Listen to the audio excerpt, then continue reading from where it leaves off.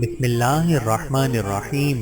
اللہم صلی علی محمد وعلی آل محمد کما صلیت علی ابراہیم وعلی آل ابراہیم انک حمید مجید۔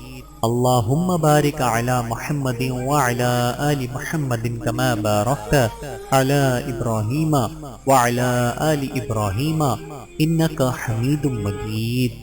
بسم اللہ الرحمن الرحیم۔ السلام علیکم ورحمۃ اللہ وبرکاتہ۔ مسلمان عورتوں کے فقہی مسائل، نفقات کے احکام، نفقے کی تعریف۔ نفقہ اس طعام و رہائش اور لباس کو کہتے ہیں جو کسی مستحق کو دینا ضروری ہوتا ہے۔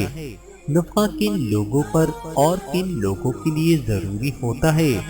6 قسم کے لوگ نفقے کے مستحق ہوتے ہیں۔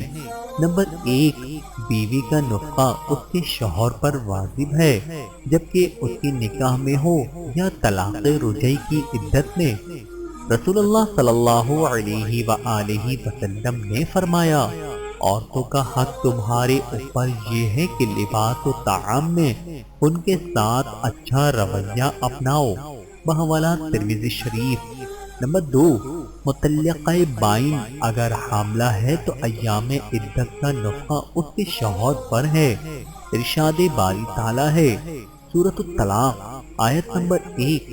ترجمہ، اگر حمل والیاں ہیں تو وضع حمل تک ان کے لیے خرچ کرو۔ نمبر 3، والدین کا نفقہ اولاد پر ہے۔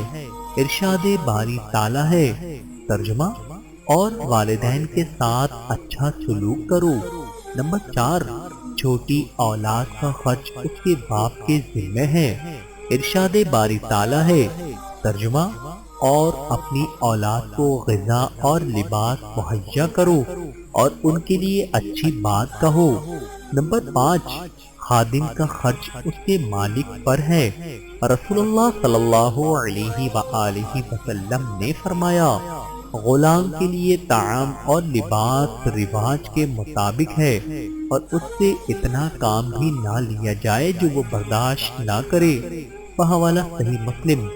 نمبر 6، جانوروں کی ذمہ داری ان کے مالکوں کے اوپر ہے۔ رسول اللہ صلی اللہ علیہ وآلہ وسلم نے فرمایا، ایک عورت بلی کی وجہ سے جہنم میں گئی۔ اس نے اسے باندھ رکھا تھا اور وہ مر گئی، نہ اسے کھانا دیا اور نہ ہی اسے چھوڑا ہی کہ کہیں جا کر زمین کے جانوروں کو کھا کر گزارا کرتی ہو۔ نفقے کی واجب مقدار۔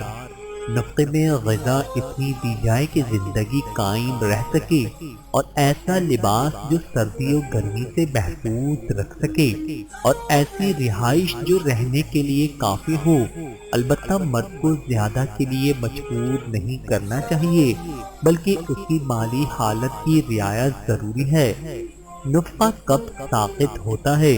نمبر 1، مطلقہ ربیعہ کی عدت ختم ہو جائے تو خاوند پر نفقہ نہیں ہے، اس لیے کہ عدت پوری ہونے سے وہ مرد سے جدا ہو گئی۔ نمبر 2، مطلقہ حاملہ کو وضع حمل ہو جائے تو نفقہ ساقط ہو جاتا ہے، البتہ اگر وہ بچے کو دودھ پلاتی ہے تو اجرت ضروری ہے۔ نمبر 3، ماں باپ غنی ہو جائیں یا ان کی اولاد محتاج ہو جائے اور اپنی یومیہ روزی کے قابل نہ ہو تو ماں باپ کا خرچ ساقط ہو جائے گا۔ اس کے لیے اللہ تعالیٰ انسان کو اس کی طاقت کے مطابق مکلف کرتا ہے۔ نمبر 4، لڑکا بالغ ہو جائے یا لڑکی شادی شدہ ہو جائے تو باپ پر خرچ نہیں ہے الا یہ کہ لڑکا مجبور ہو۔ اللہ تعالیٰ سے دعا ہے کہ اللہ تعالیٰ ہم سب کو سمجھنے کی اور عمل کرنے کی توفیق عطا فرمائے۔ آمین ثم آمین۔